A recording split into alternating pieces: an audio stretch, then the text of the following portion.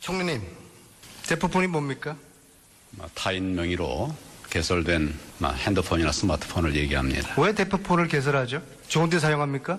여러 용도에 사용하는 것인데 일반적으로는 적절치 않은 용도에 사용하기 위해서 만드는 경우가 많은 것으로 알고 있습니다. 보이시피싱, 인신매매, 조폭들이 사용하죠? 만약 대통령께서 대포폰을 사용하셨다면 범죄가 의심되지 않습니까?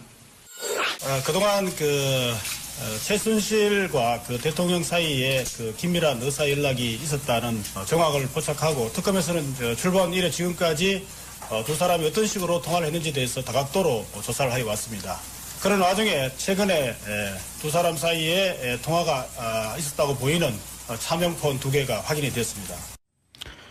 네, 앞서 들으신 거는 이제 그 대통령의 대포폰 사용에 대한 이 더불어민주당 안민석 의원의 그 황교안 권한대행에 대한 질의 내용, 지난해 11월에 있었던 내용이고요. 다음은 어제 특검팀의 이규철 대변인의 얘기를 들어보셨습니다. 지금 상황을 보면요, 너무나 좀 충격적인 부분이 있는 것이 지난해 4월부터 10월까지 대통령과 최순실이 한 570회 통화한 기록이 있다고 특검에서 밝혔고, 특히 이 의혹이 불거지면서 최순실이 독일로 출국한 9월 3일부터 검찰 조사를 위해서 귀국했던 10월 30일까지 대통령과 127회 통화한 것으로 이렇게 파악이 됐어요. 하루에 뭐 2번 이상 이렇게 통화를 했다는 얘기인데요. 자, 이거 어떻게 봐야 될까요? 정상적인 통화를 안 한 거로 보이죠. 그러니까 만약에 최순실이 이제 단순한 대통령 입장에서 지인, 네. 너무 친한 지인에서 대통령이 뭐 심심하니까 얘기를 하고 싶었다든지, 뭐 괴로우니까 뭔가 괴로움을 토로하고 싶었다든지 이런 일반 지인과의 전화라면 굳이 대포폰을 사용할 필요가 없지 않습니까? 차명폰이죠. 뭐 네. 그럼에도 불구하고 이제 차용폰으로 통화를 했다는 거예요. 그것도 하루에 2번. 그리고 당장 문제가 됐던 시기에 집중적으로 통화가 이루어졌죠. 그리고 마지막 통화가 이제 최순실 씨가 귀국하고, 물론 뭐 귀국하고 난 다음에는 바로 검찰로 들어갔으니까 통화는 못했겠지만, 그렇기 때문에 이게 단순히 뭐 대통령의 오랜 지인인 최순실과의 일반 신변 잡기적인 통화를 하기 위해서 한 것이 아니라 이 소위 말하는 최순실 게이트, 이것과 관련된 통화를 한 게 아니겠나라는 의혹을 가지고 있는 것이 합리적인 것 아니겠습니까? 네. 어제 이제 그 한 방송사 보도를 보면은 JTBC였죠. 특히 이제 10월 24일부터 다음날 25일 새벽까지 대통령과 최순실 씨의 차명폰 통화가 무려 이제 10여 차례 이루어졌다는 건데요.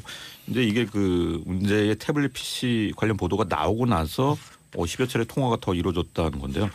결국은 뭐 그동안의 대통령의 설명이 좀 무색해지는 그런 상황인 것 같아요.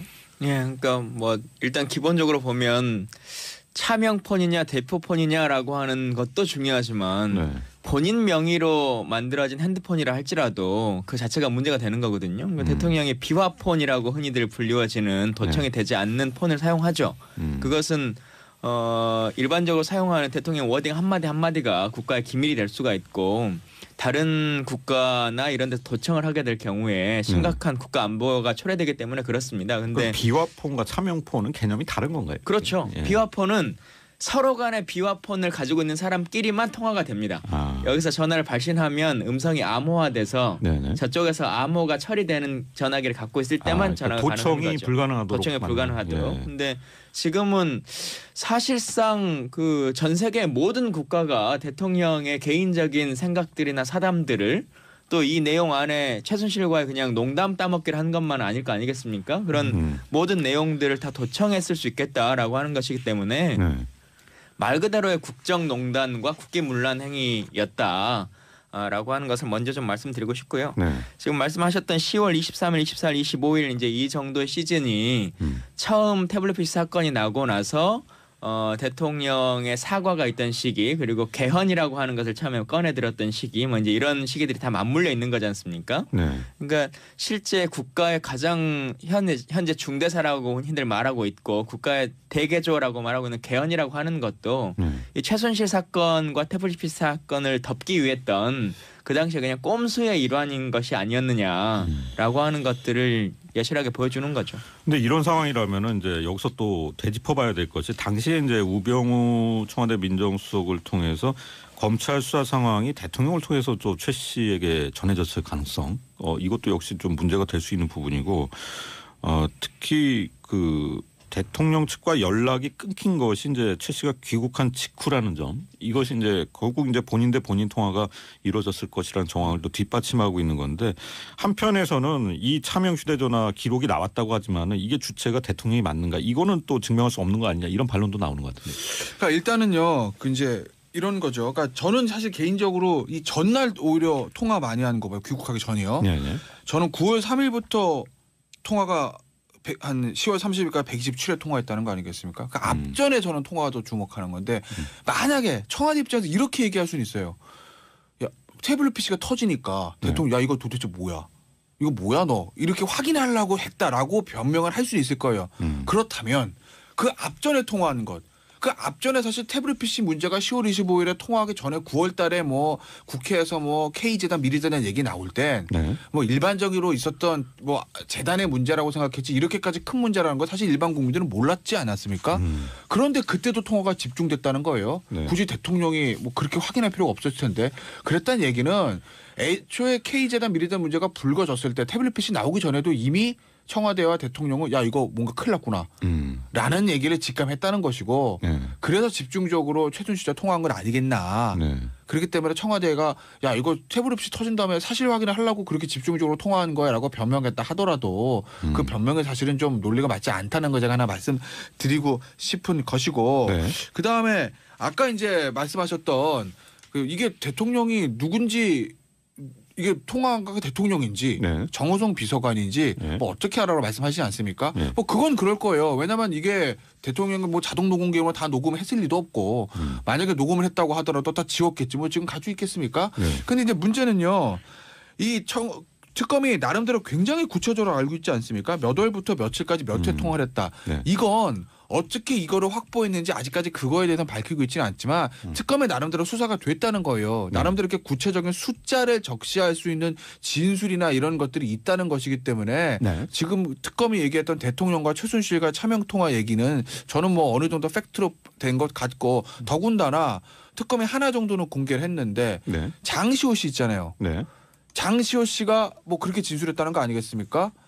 뭐 대통령 최순실 씨가 귀국하기 전날 최순실 씨가 대통령한테 계속 전화했는데 대통령이 안 받더라. 이 차명폰으로. 그래, 차명폰으로. 예. 그래서 장시호 씨한테 전화를 해서 야 네가 빨리 대통령한테 대신 전화해봐. 아. 그래서 장시호 씨가 통화를 했다. 통화가 안 되니까. 전화를 했다. 예. 그래서 장시호 씨 어머니인 최순득 씨와 다시 통화하게 했다. 뭐 이런 얘기들. 그러니까 최순득 씨를 통해서 통화를 했는데, 그렇죠. 이때 이제 박근혜 대통령이 받았다. 귀국해서 조사를 받는 게 좋겠다. 뭐 이런 예. 식으로 말을 최순실 했다는 씨가 거죠. 최순실 씨가 최순실 씨가 예. 귀국해서 조사를 받아라고 예. 최순득 씨한테 얘기했고, 최순득이가 그걸 전달했다는 거 아니겠습니까?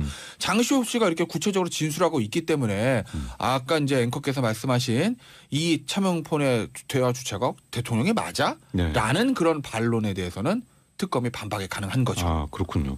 근데 갑자기 이제 그동안은 대포폰이라고 하다가 어제부터 이제 차명폰, 뭐 차명 휴대전화 이렇게 좀 용어가 바뀐 것도 좀 묘하네요. 그러니까 조금 약간 틀리긴 해요. 이게 뭐 공식 용칭이 아닌데, 네. 그러니까 차명폰은 예를 들어서 제가 차명폰을 쓰는 것은 제가 예를 들어 김광진 의원 이름으로 네. 명의를 개설한다든지, 뭐 저희 집사람 이름으로 개설한다든지, 이렇게 내 명의는 아닌데 누구 명의인지 확실한 것. 그러니까 이 전화 같은 경우는 윤 전 추행정관이 개설한다는 거 아니겠습니까? 대통령 명의가 아니라 대통령이 쓰는데 윤 전 추행정관 명의로 개설한, 타인의 명의로 개설한 거 차명폰이라고 하고, 대포폰은요 그 명의가 누군지 확인이 안 되는 거예요. 그러니까 뭐 노숙자분들이라든지 뭐 이런 식으로, 그건 이제 대포폰이라고 하죠. 네. 제가 보기에는 이게 이제 대포폰인데 좀 이 예우 차원에서 차명폰이라고 언론들이 예. 소위 말하는 마사지를 해준 거죠. 그런 생각이 대포폰이라고 좀 부르는 게 드는 맞겠죠. 부분입니다. 자, 이 문제랑 연결된 부분이 바로 이제 청와대 압수수색 공방이에요. 사실 이제 이렇게 차명폰이라는 게 존재한다는 것이 어떻게 보면 특검이 청와대에 대한 직접 압수수색을 해야 되는 그런 이제 명분으로 주장을 할 수 있는 부분이잖아요. 특검에서는 지금 이제 그 특검에서는 사실 이제 청와대가 압수수색을 거부하는 상황을 또 중단하는 그런 식의 이제 명령을 좀 해달라고 법원에 신청한 상태인데요. 그렇죠? 예, 그러니까 그동안 사실 이제 박근혜 대통령이 탄핵 국면에서도 끊임없이 주장해 왔던 것이 내가 직접 한 것이 아니다. 네. 나는 그냥 정상적인 행정행위를 했고 그 중간에 있었던 많은 사람들이 호가호위를 해서 어떤 일들이 벌어진 것이다라고 얘기를 해왔단 말이에요.